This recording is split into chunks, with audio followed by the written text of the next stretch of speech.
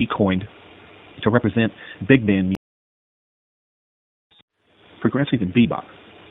If you remember earlier, we talked about Stan Kenton and progressive jazz, which was a name that he coined to represent big band music that was to be listened to and not danced to, that contained much improvisation. He also said it was contemporary and contained a lot of unusual meters and complicated chords.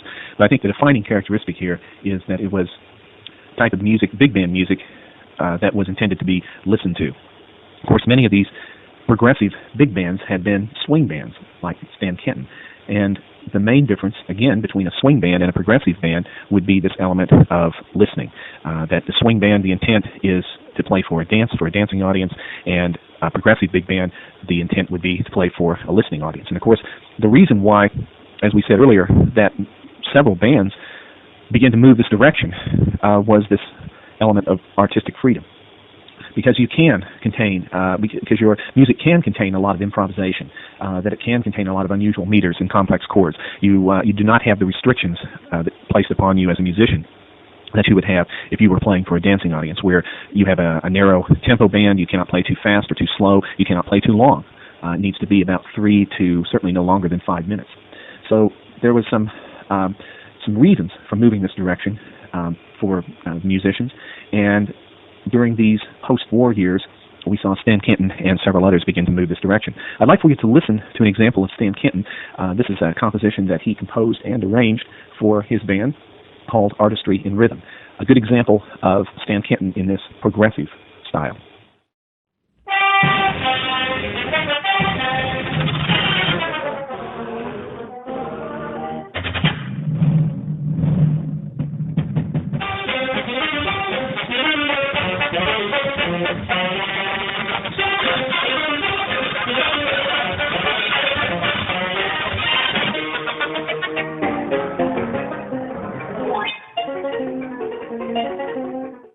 Woody Herman was also a former swing band leader that turned towards progressive and playing for a listening audience. Woody Herman was also a former swing band leader that turned towards progressive and playing for a listening audience. And I'd like for you to listen to an example of Woody Herman called Lemon Drop. Quite a bit of difference between this example and Woodchopper's Ball, which was Woody Herman's theme song. The scat singing alone makes it quite different. So does the tempo. Unlike Artistry in Rhythm, this does not speed up and slow down, but the tempo on it is so fast that it's really prohibited for dancing. And of course, Artistry in Rhythm that you just listened to, the tempo speeds up and slows down, which would be very inappropriate for a dancing audience. I'd like for you to listen to Woody Herman in the progressive style, with his tune called Lemon Drop.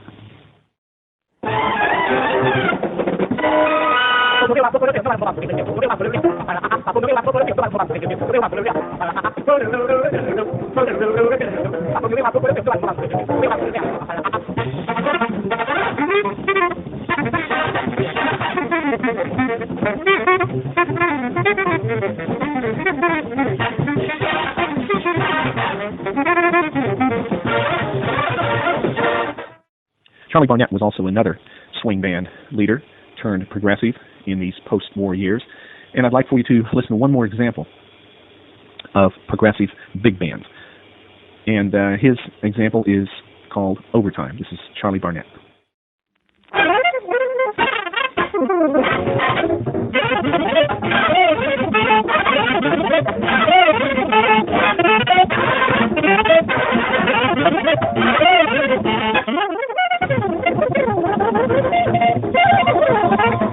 So again, progressive refers to large bands. Again, progressive refers to large bands, big bands with sections of instruments. Virtually the same instrumentation as swing bands, because many of these bands, in fact the last 3 that you just listened to, were swing bands turned towards this listening audience as opposed to dancing, which now makes them progressive bands, as Stan Kenton called it, which gives them more artistic freedom. And they are tired of these theme songs by now and tired of this dancing audience situation, people requesting tunes. So much more artistic freedom given to them with progressive. But of course, less work, too, with progressive. The bands were not flourishing as well as they had been during the days of swing. Bebop, or bop as it sometimes was known. Bebop was a revolt against large ensembles, and particularly swing. If you were a star soloist in a big band and you were given very little solo space throughout the evening to improvise, it could be very frustrating to sit there in a section and play for an hour, and then finally you get to improvise a solo, but it's like 12 bars long or 16 bars long, and that's it, and then sit there another half hour, and then finally another one comes along. It could be very frustrating. And then add in all of the problems associated with playing for a dancing audience, taking requests, for example, very little artistic freedom in the music. So bebop was a way for the star soloists to begin to perform with greater artistic freedom and get away from the restrictions of these swing bands that they begin to literally despise. The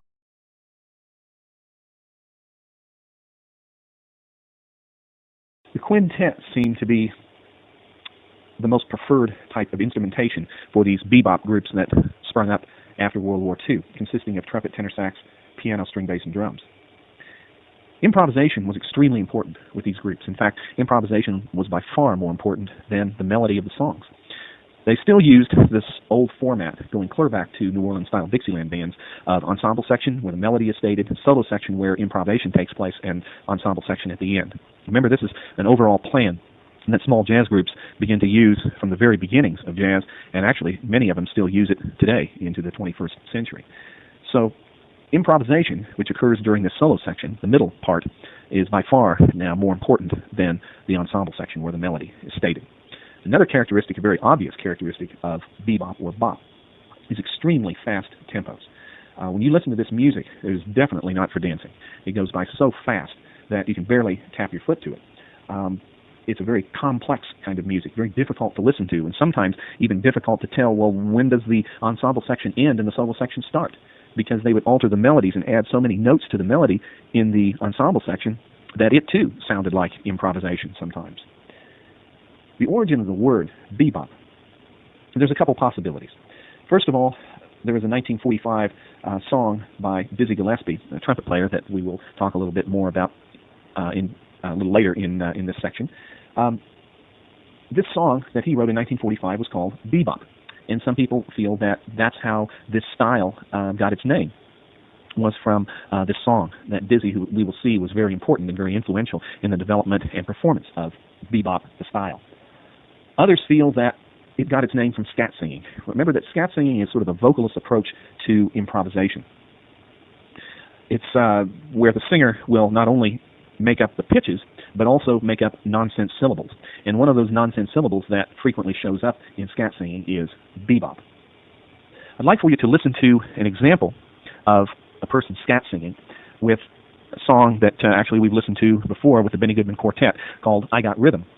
Only this time, this is a different version of the song with this person scat singing. And if you listen very carefully, right at the very beginning of the introduction, you will hear the word bebop go by in his scat singing. But you got to listen carefully because it goes by really fast. So if you would listen to a scat singing version of I Got Rhythm.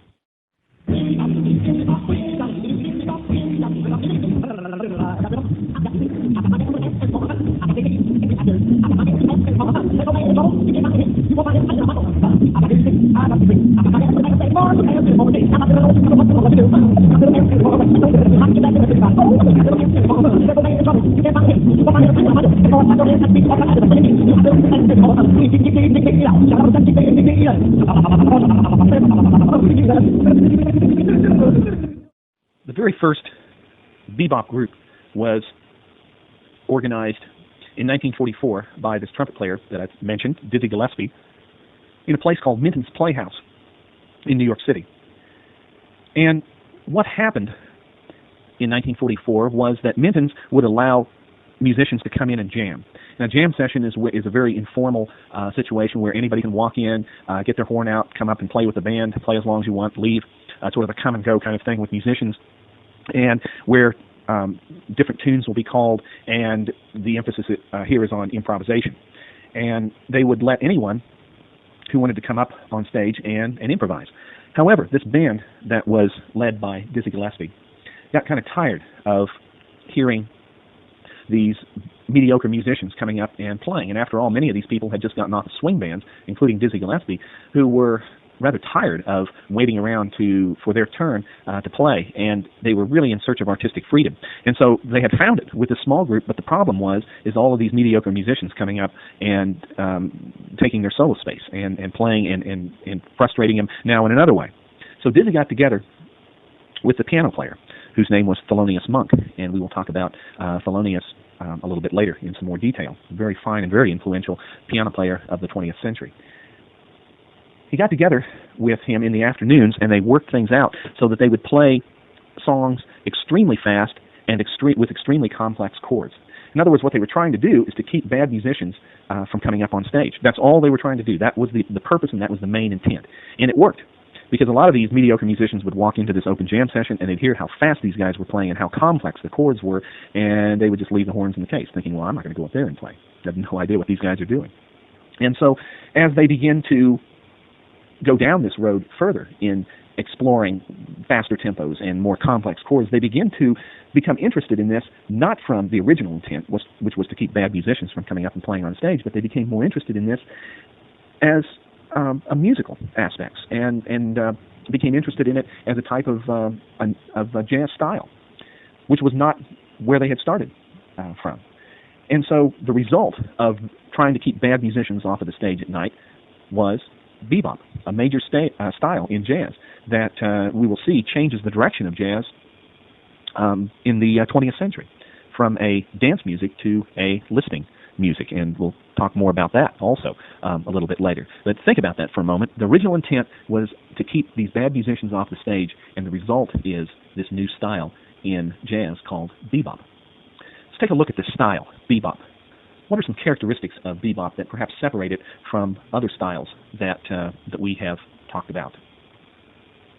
For one thing, with bebop, there was, as I said, it was definitely not for dancing. This was not a dance music. This was a listening music. It was so fast that you couldn't dance to it. In fact, in some ways, you can compare bebop to progressive, but you have to remember that progressive means big bands, large ensembles, former swing bands playing with this artistic freedom, this playing for this listening audience now. Bebop represents small groups, mostly the quintet, with the instrumentation that I mentioned above.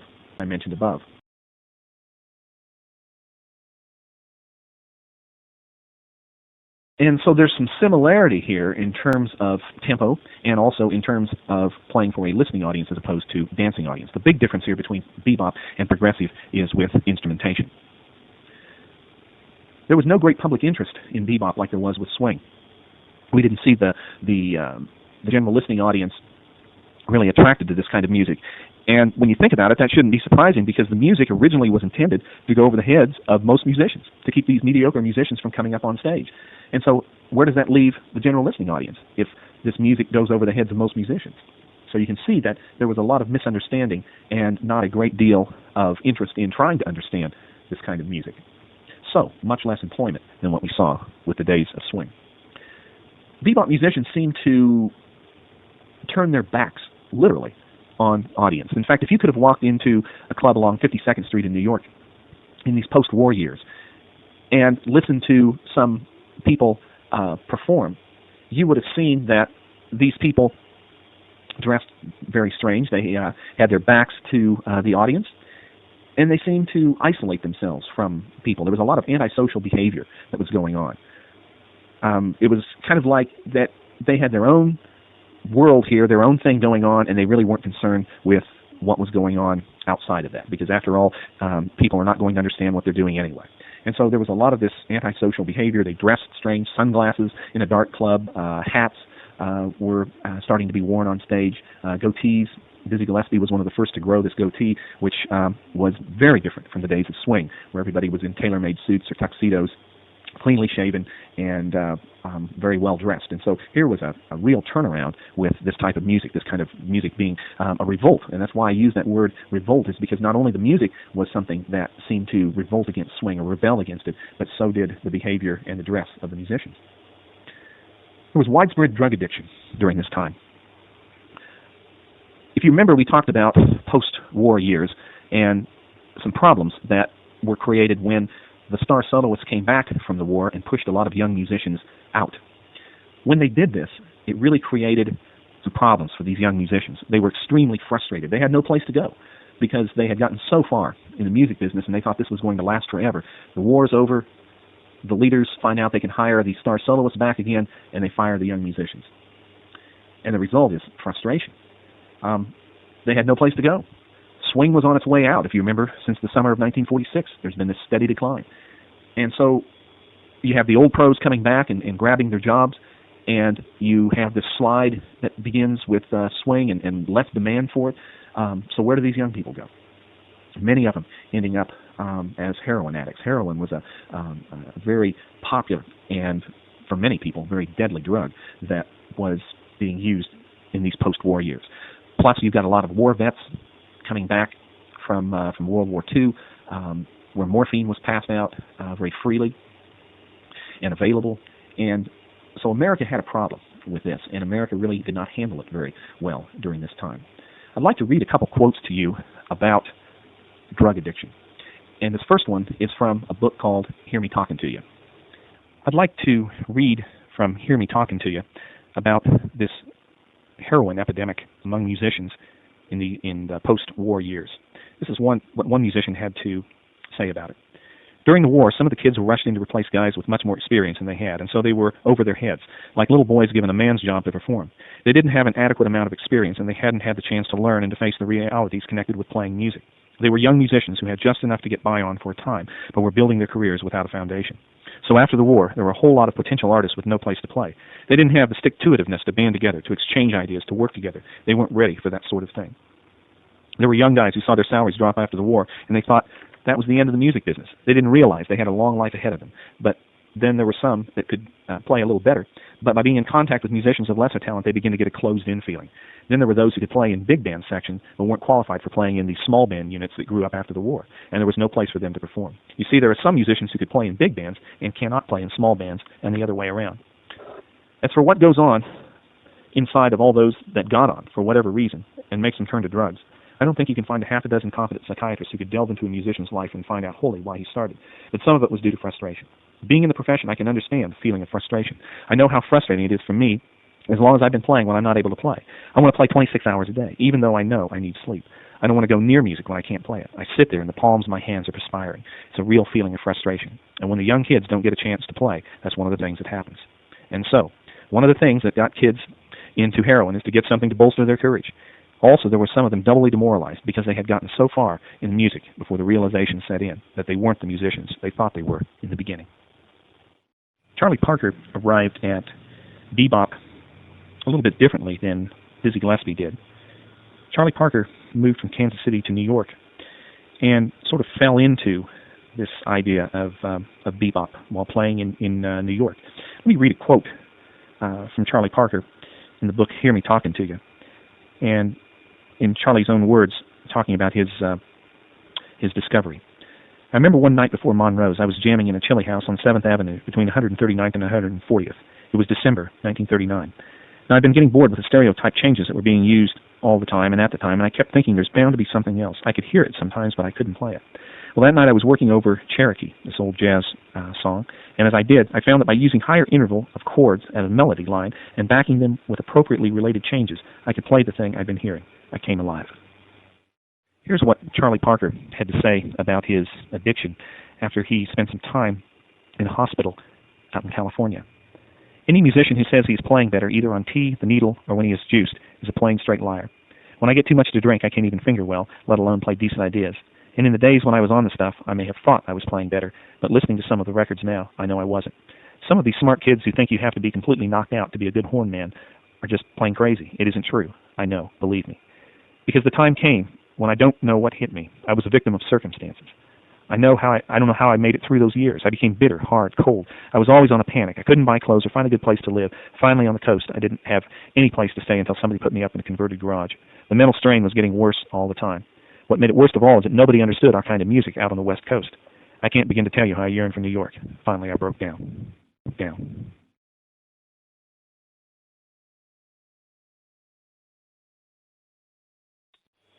During the days of bebop, there was very few vocalists. And it just seemed like the quintet, a purely instrumental group, seemed to be thriving more with this particular style than vocalists. which is also a change that we have seen from swing, where swing seemed to popularize vocalists, and especially the sweep bands in the post-war years. As I mentioned earlier, it's hard to tell improvisation from the melody because things had gotten so complex and they would alter the melody so much that it was difficult to tell, okay, well, here is the end of the melody and the beginning of the solo section.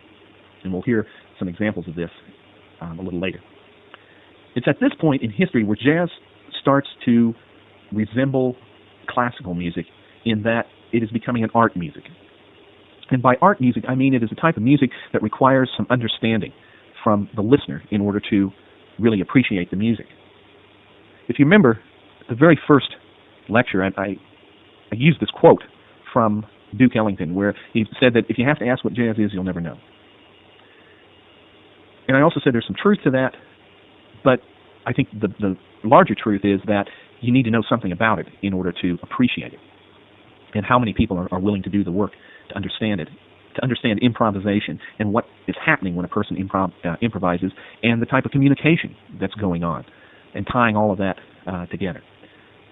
Just like opera, in order to really appreciate opera, you need to know something about it. You need to know something about the libretto. You need to know something about what the music represents and the characters on stage. You get a lot more out of it if you know all that ahead of time before you hear the performance and see the performance. But with jazz, it's kind of the same thing. You need to know something about improvisation. You need to know something about ensemble section, solo section, ensemble. You need to know something about this type of communication that the performer is trying to lay out for the audience.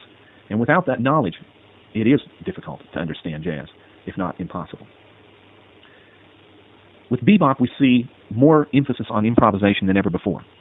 And we also see improvisation taken to some new limits where it had never been before in the history of jazz. Very jumpy, jagged, large interval leaps, abrupt changes in direction are all part of the melodies written in these post-war years for these small bebop groups and included in their improvisation. Bebop groups used high-numbered chords and substitute chords. High-numbered chords, if you remember when we discussed blues, I showed you how chords are constructed in our Western system of music. In other words, if we were going to build a chord on the first note of a scale, we would skip the second, bring over the third, skip the fourth note of the scale, bring over the fifth, skip the sixth note of the scale, and bring over the seventh. But what happens if we keep going? What if we skip the 8th and bring over the 9th? If we skip the 10th and bring over the 11th? If we skip the 12th and bring over the 13th? Now you're dealing with numbers like 9, 11, and 13. Those are considered high-numbered chords.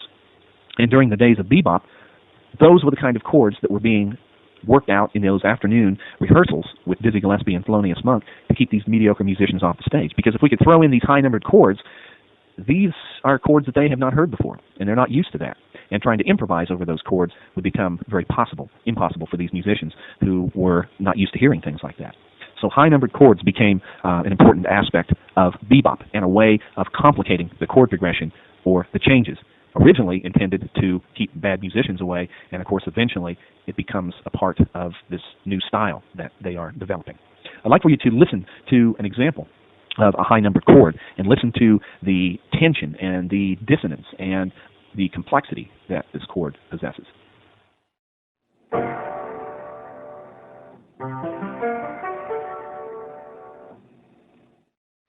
Substitute chords were also being used in these chord progressions. Substitute chords remind me of traveling down an interstate highway and you see the sign that says scenic route. And you take this scenic route and everything looks more interesting than what interstate looked like. There's more trees, maybe a better view. Everything is just more interesting. And eventually, the scenic route leads you right back to interstate.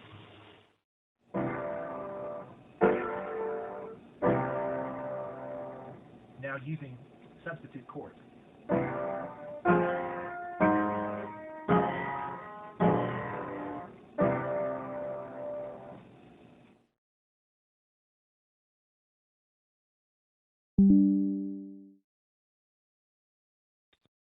Bebop contained extremely fast tempos that required great technical facility from the performer. Remember that bebop started out as a way of keeping bad musicians off of the stage at night. And so it's not surprising that extremes in tempos and great technical requirements would be sort of the cornerstone of the style. Some of the repertory of bebop was based on new melodies built on chord progressions from old melodies. For example, Charlie Parker, a very famous saxophonist during the days of bebop, who we're going to talk about a little later, would often take melodies that had been written a long time before bebop, as a matter of fact, melodies like Back Home Again in Indiana, this old folk song. He would keep the chord progression to this song, throw out the melody, and write a new melody, and named it Donna Lee.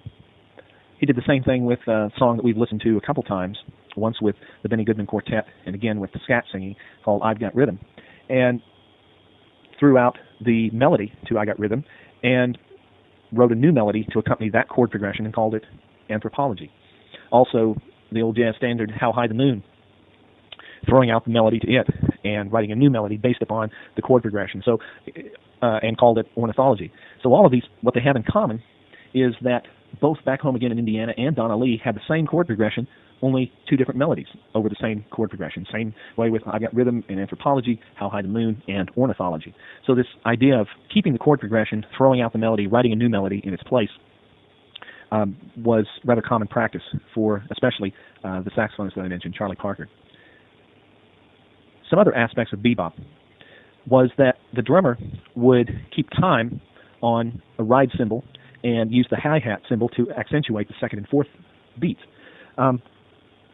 This becomes pretty much of a necessity when you consider these blazing fast tempos. There had to be some way of sort of holding everybody together, and it became the drummer's job to play this time pattern on the ride cymbal, this largest cymbal within the drum set, which consisted of variations on this long, short, long rhythm. And to keep that time pattern going all the way through the song with the hi-hat cymbal going on the second and fourth beat to create that rhythmic syncopation. And it's those two things that really allowed the musicians to play together, to play together at these extreme fast tempos. I'd like for you to listen to the drummer. I'd like for you to listen to this ride cymbal. I'd like for you to listen to the hi-hat cymbal. And I think in this recording you can hear it especially well. I'd like for you to listen to a recording actually of Charlie Parker playing a song that he wrote called Bird Gets the Worm.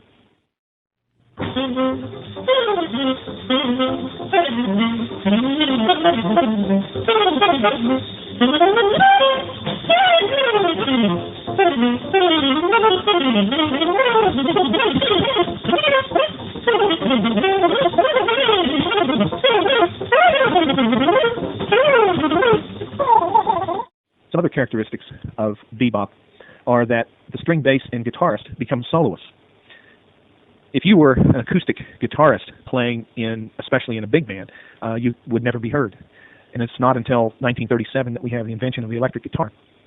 And when that becomes a reality, guitarists can now become soloists, not only with big bands, with these swing bands that we've talked about before, but also they can become soloists with small groups as well.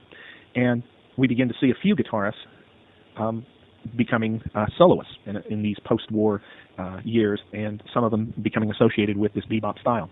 Bass solos became more and more common also. And bass solos were really new. I mean, it was something that we did not see during the days of swing. Bass solos are something that really developed in these small group units that seemed to develop after World War II, associated with bebop.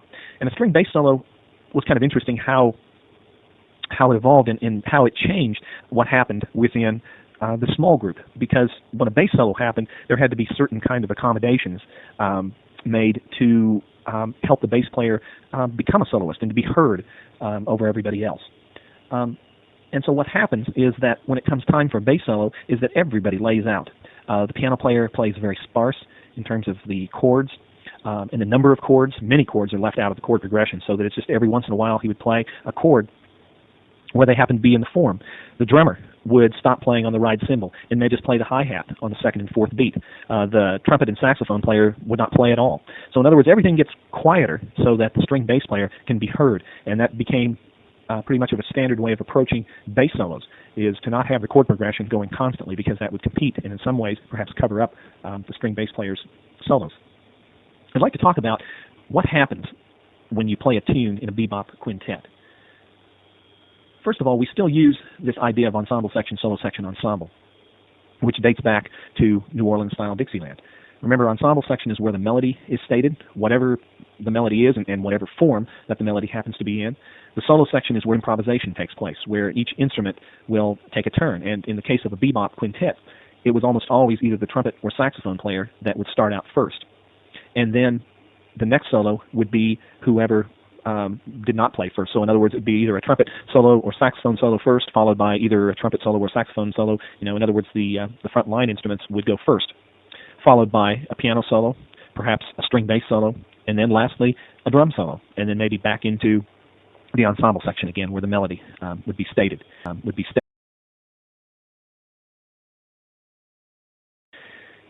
was always interesting that these solos were never planned out. In other words, sometimes not even the order was worked out. In other words, who's going to go first? After you work with a group of musicians night after night, you can pretty much tell if somebody is ready to play or they would rather that you go ahead and play first. And so many recordings that were made and many live performances of these bebop groups, there was never a discussion on stage like, well, you take the first solo and then I'll follow you and then we'll have piano solo. It simply was that they started out and they knew who was going to go first, who was going to come in second, who was going to, if there was going to be a piano solo, or perhaps the piano player would just shake his head when it would come his turn and point to the bass player, and the bass player would play, and they would go on without a piano solo in the solo section, or perhaps skip the drum solo, which was more common to skip a drum solo. In other words, drum solos were not something that occurred in every song. So they had this order worked out. They also had worked out how long each one was going to play.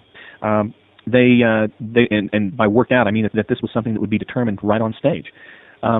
And so if you were a saxophonist and the trumpet player was playing first, every time it came to the end of the form during the solo section, you'd need to be watching that saxophone player and watching that trumpet player rather, to see if that person's going to end his solo and if it's going to be your time to start. Because remember, just like New Orleans style Dixieland, that the form was always kept intact.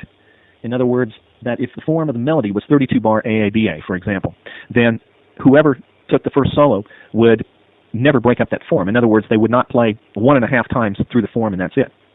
They would either play 1 time through the form and quit, 2 times through the form and quit, or 3 times through, or whatever.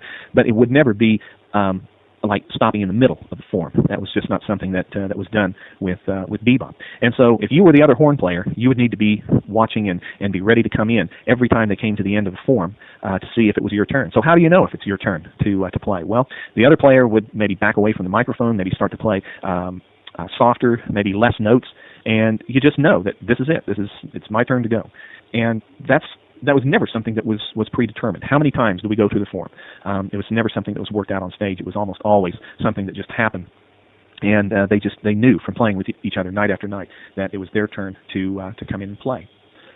Remember that the piano player's job is to play the chords or the changes. And the piano player does this all the way through the melody, which would be the ensemble section, and the piano player also accompanies during the solo section as well by playing the chords or the changes. Remember that the bass player plays the root or the bottom note of the chords, and the drummer, as I said, keeps time on the ride cymbal with the hi-hat going on the second and fourth beat, creating that rhythmic syncopation. I'd like for you to listen to an example of a bebop quintet.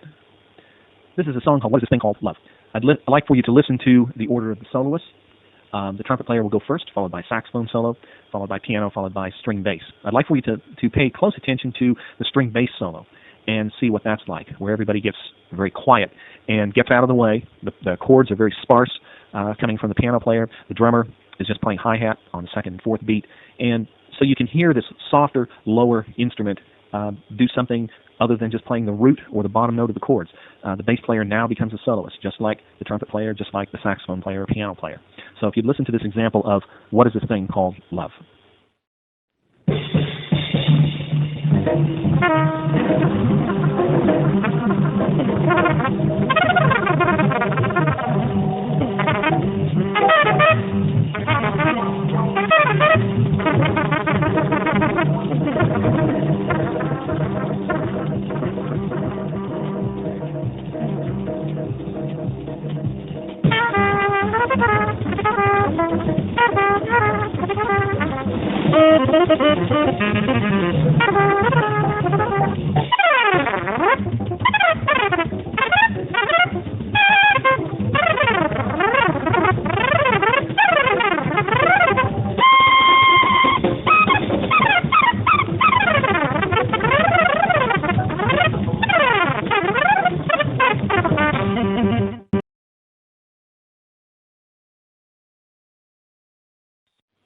Musicians of bebop include Charlie Parker, played alto saxophone, who was born in 1921 and died in 1955. Charlie Parker, without question, was one of the most influential jazz musicians of the 20th century. There's been several movies made of his life, lots of books written, and many songs written dedicated to the genius and the artistic ability of Charlie Parker. Charlie grew up in Kansas City and was very influenced by territory bands and famous big bands that traveled through Kansas City. He got his start by playing with several of these groups in and around Kansas City area, and later moves to New York, where he really achieved national acclaim as a great jazz musician. Charlie Parker was very influential in developing the bebop style, and his soloing was tremendous. I always felt that Charlie Parker took jazz improvisation to new limits. He took it into places that nobody had ever been before. His speed that he played was something that we've not heard before in the 20th century with improvisation. It was just absolutely incredible. Very dedicated to the music and spent long, hard hours practicing this and developing this tremendous technique. Charlie Parker also wrote many blues tunes and performed blues tunes at faster tempos. As if you remember, blues had characteristically been this slow, mournful kind of songs all throughout the 1800s, and then when we have blues form coming into existence somewhere around World War I and city blues, it still remained fairly slow in terms of tempo. But in the 1940s, Charlie Parker began to record purely instrumental blues at a much, much faster tempo. I'd like for you to listen to an example of Charlie Parker and playing a blues tune at a much faster tempo than what we have ever heard, than what we've heard the blues perform so far. The thing that's unusual about this is, of course, the tempo, and also that it's purely instrumental. There's no vocal.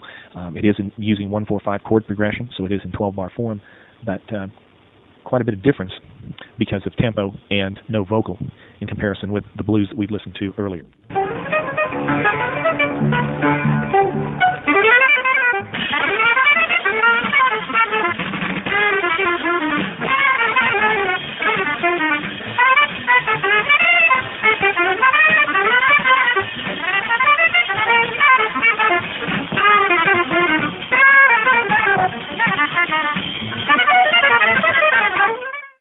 Charlie Parker always had a great, this dark cloud that seemed to hang over his life. Early in his career, he became addicted to heroin and alcohol, and it was a problem that plagued him the rest of his very short life. In fact, it was really what contributed to his life being so short and dying at the age of 34. He spent some time in California in a hospital trying to recover. Charlie Parker himself talks about his own addiction and how dangerous that he saw it in terms of perhaps what it was doing to other musicians trying to be like Charlie Parker and trying to emulate him, and that if all of this works for Charlie Parker, then it must be the thing to do. And of course, there was a big drug epidemic in the United States, especially heroin, in these post-war years. Young musicians being suddenly out of work and having no place to go when the old pros came back into the big bands in post-war years. That created a huge problem. And Charlie Parker, being this role model, this image of this great musician that emerges and living this lifestyle, certainly didn't help the situation. And Charlie Parker knew this. I'd like to read a quote from you from this book called Hear Me Talking to You, about Charlie Parker in his own words and what he had to say about this terrible disease that he had, and in essence warning others about what it can do to you. Here's what Charlie Parker had to say about his addiction after he spent some time in a hospital out in California. Any musician who says he is playing better, either on tea, the needle, or when he is juiced, is a plain straight liar. When I get too much to drink, I can't even finger well, let alone play decent ideas. And in the days when I was on the stuff, I may have thought I was playing better, but listening to some of the records now, I know I wasn't. Some of these smart kids who think you have to be completely knocked out to be a good horn man are just plain crazy. It isn't true. I know, believe me. Because the time came when I don't know what hit me. I was a victim of circumstances. I don't know how I made it through those years. I became bitter, hard, cold. I was always on a panic. I couldn't buy clothes or find a good place to live. Finally, on the coast, I didn't have any place to stay until somebody put me up in a converted garage. The mental strain was getting worse all the time. What made it worst of all is that nobody understood our kind of music out on the West Coast. I can't begin to tell you how I yearned for New York. Finally, I broke down. As I said, this was a huge problem for Charlie Parker and something that eventually ended his life. There's a group called Super Sax, which consisted of basically a saxophone section and rhythm section, but minus the trumpet section and trombone section. So in other words, it's kind of like a big band with the trumpets and trombones gone. You still have 5 saxophones in this rhythm section, piano, bass, and drums. What they did as a tribute to Charlie Parker is took one of his solos, in fact several of his recordings, and wrote out every note that he played, and even the improvisation. And we know that Charlie Parker played a lot of notes. And so they took every note that he played in this solo, both the melody and the improvisation, and then reharmonized it for 5 saxophones and recorded it at the same tempo that Charlie Parker played it at. And I'd like for you to hear an example of super sax, and I'd also like for you to hear another example of Charlie Parker. If you click on the first example of a tune called Kim, this is the original recording as played by Charlie Parker. And when that's finished, I'd like for you to listen to an example played by super sax of the same recording that you just heard, only this has been, all of the notes have been written down and reharmonized for 5 saxophones and rhythm section as a tribute to this great man, this genius of the 20th century. So I'd like for you to listen to both versions of Kim.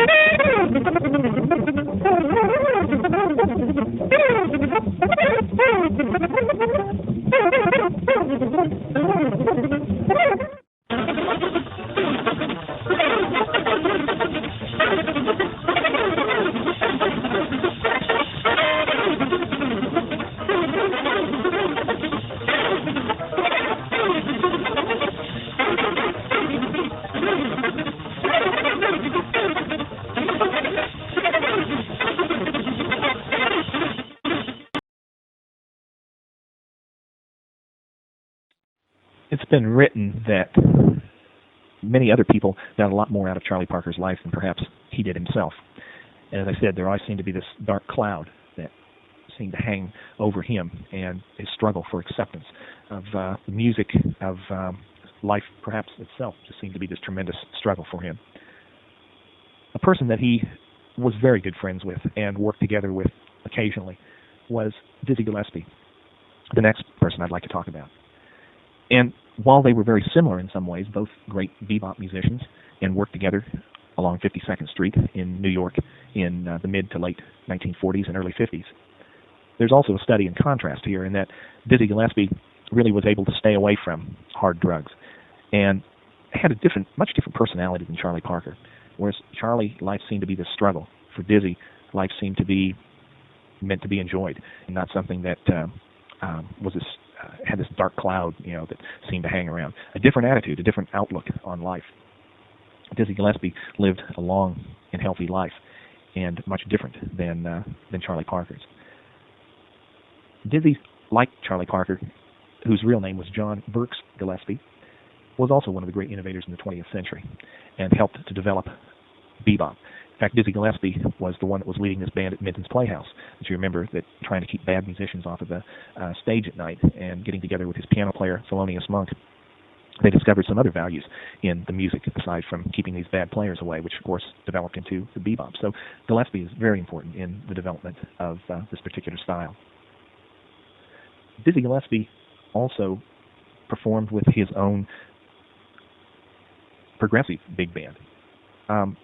So not only did he perform in a small group, a quintet, and sometimes with Charlie Parker playing saxophone, he also performed with his own big band. And I'd like for you to listen to an example of Dizzy Gillespie's big band and listen to him play on a song called Things to Come.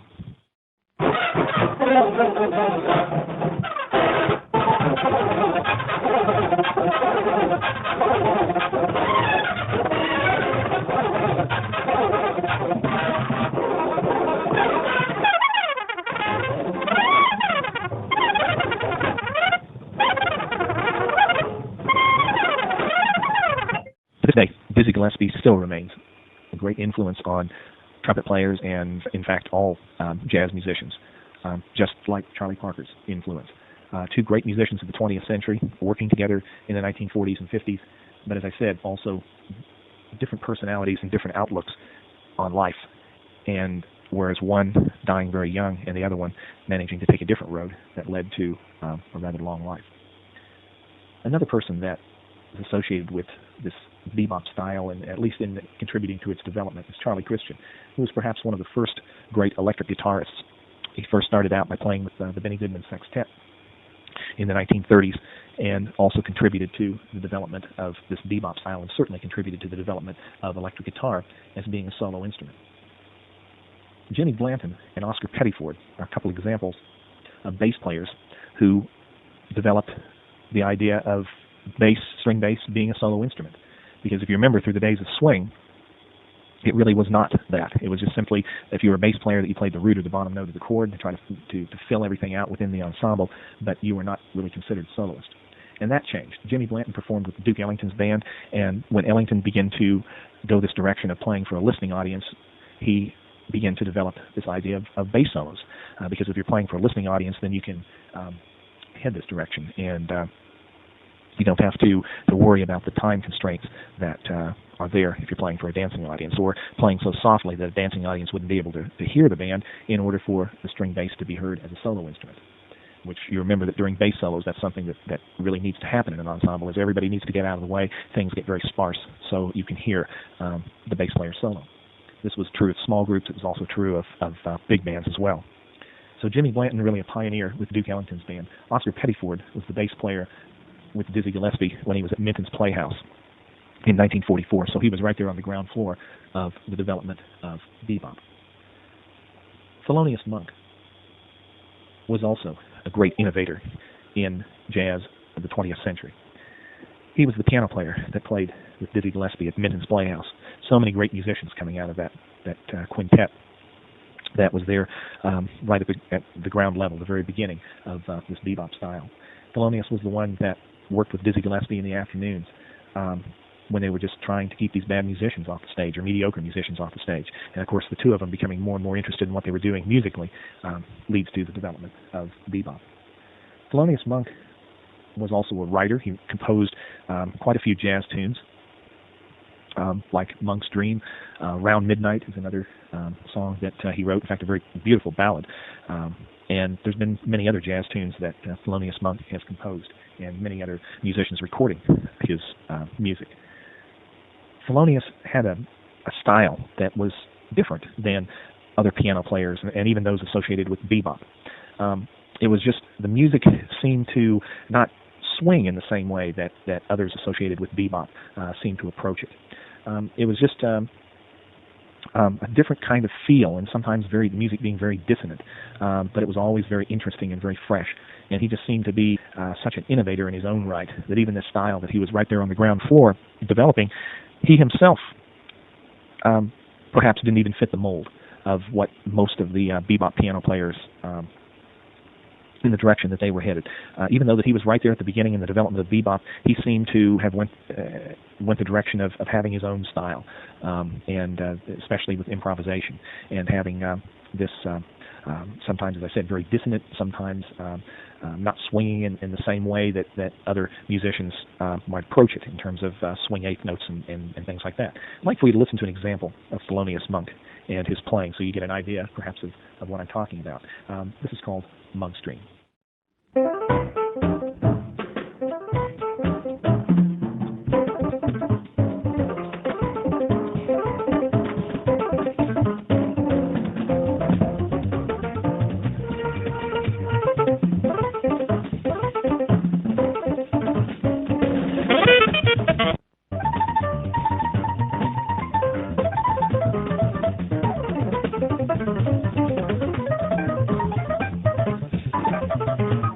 Some other very young musicians at the time to emerge during this bebop era. Oscar Peterson on piano. Oscar Peterson, a very influential piano player of the later 20th century, known for his very technical playing. and speed on the piano. He did this better than probably anyone on piano in the 20th century. Great improvisations and very technical, highly technical and skilled player. John Lewis went a different direction. John Lewis played piano for Charlie Parker for a while, and then goes on to do about a 180-degree turn and developed with another style called cool that we will talk about a little later. And the differences between his playing with Charlie Parker and when he puts together his own group called the Modern Jazz Quartet is pretty staggering. Some tremendous differences between those two situations that he found himself in. One where he was playing quite a few notes, and this other situation with his own group, the Modern Jazz Quartet, as I just mentioned, is a group that was a much different style, was involved in a much different style than bebop. So, very interesting musician. We're going to talk more about John Lewis at a later time. I just wanted to mention him and his association with Charlie Parker at this point. Lots of great musicians coming out of this bebop era, this era when jazz turned from a dance music to an art form.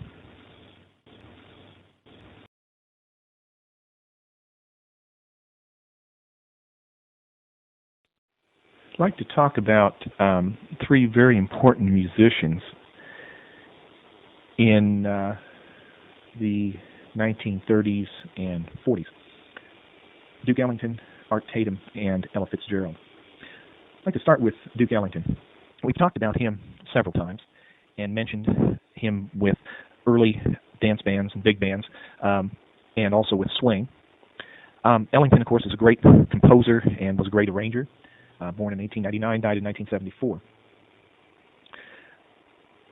Duke was born in Washington, D.C. by the real name of Edward Kennedy Ellington, and while he was in high school, the nickname of Duke became attached to him. He was a very good artist in high school. In fact, it was kind of a toss-up whether he was going to go into music or art, and eventually he decided to go the route of being a musician. However, art was something that he continued to be active in throughout his entire life. He formed a band in the Washington, D.C. area, and also moved to New York. A friend of his persuaded him to come to New York in the early 1920s.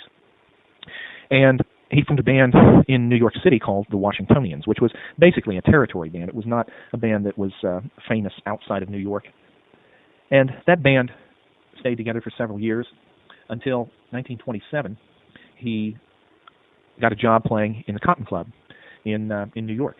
And that's where his band really took off, was when he was able to get on some live radio broadcasts, and the name became Duke Ellington Band rather than the Washingtonians. Before swing even came into existence, Duke was already well on his way in building a name nationally and even internationally, because in the early 1930s, during the Depression years, he did a tour in Europe and was rather successful over there. So his life spans the whole history of territory bands into swing bands. We've already mentioned him with playing concerts in Carnegie Hall in 1943, so beginning to move away from this dancing audience and heading towards a listening audience, fitting the description of a progressive band.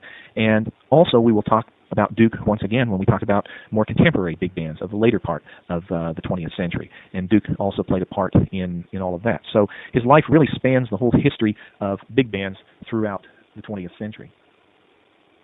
His band pretty much stayed with the swing style throughout all of his career. There were some departures and some experiments that he was involved in, but for the most part, Duke is really known for the swing style. Duke used to compose music, and keeping in mind as he was writing it, every part that he wrote it for a specific person on his band, which is kind of unique because many big bands were changing personnel pretty rapidly. But Duke's band, there seemed to be very little turnover on the band. Musicians stayed with him for many years. In fact, some played nearly their entire career with Duke Ellington. So when he would write music, he would keep in mind who was playing this part, who was playing the one of the saxophone parts or the third trumpet part or the fourth trombone. He would write even harmony parts, keeping in mind the personalities of the band and who would be playing it. And so the result was not only a great arrangement, but also a great performance, because the part was really very fitting to the person who was performing it. So a very gifted leader, and also very important 20th century composer. Some people feel that Ellington was one of the greatest American composers of the 20th century, ranking right up there with an Aaron Copland or Leonard Bernstein. And I think there's certainly some truth to that. A very influential man and very important to the history of jazz in the 20th century. I'd like for you to listen to Duke Ellington once again. And this is a song that he wrote and arranged for his band called In a Mellow Tone.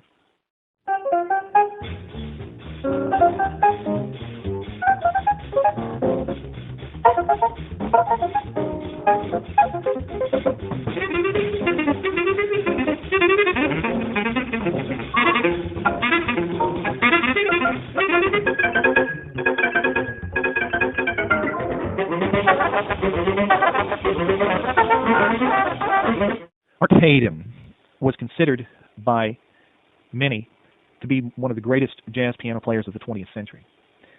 Art Tatum was born in 1900 and he died in 1956. And when you take a look at his birth date and death date, you'll notice that his career coincided with the swing era, the 1930s, 1940s. Tatum was not known for playing with big bands. He was known for playing solo piano or perhaps playing in a trio. But by far the most important and mainstream of jazz during the 1930s and 40s was swing and big bands. So I've always felt that his career was kind of overshadowed by what happened with the big bands. And had he perhaps been earlier or later, Art Tatum would be much better remembered in history than perhaps that he was, because of this domination of the big bands and swing during the 1930s and 40s. Nevertheless, the recordings that we have of Art Tatum are pretty amazing. Tremendously technical player and very gifted improviser. His style was kind of an amalgamation of a lot of other styles. Sometimes you hear some stride in it. Sometimes you'll hear some boogie-woogie. There just seemed to be a lot of different styles kind of thrown together. And where many jazz history writers will just simply describe it as Tatum's style, which is probably the best way to look at it, rather than trying to classify him and compare him to other piano players. He was also very respected by other jazz piano players. In fact, there's a story that Fats Waller, the stride piano player that we mentioned earlier, was playing in New York, and Art Tatum walked in, and Waller stopped playing and invited him up to the stage and said, "Ladies and gentlemen, I'm just a piano player, but God has entered the room." And so, there was this tremendous respect by other musicians for Art Tatum and his technical ability on piano and his ability to improvise. Tatum was blind and read music by Braille. He had very little sight in one eye, but legally blind, and still managed to accomplish some great things throughout his career. I'd like for you to listen to Art Tatum. Without a doubt, one of the great jazz piano players of the 20th century. And this is a song that he recorded called Crazy Rhythm.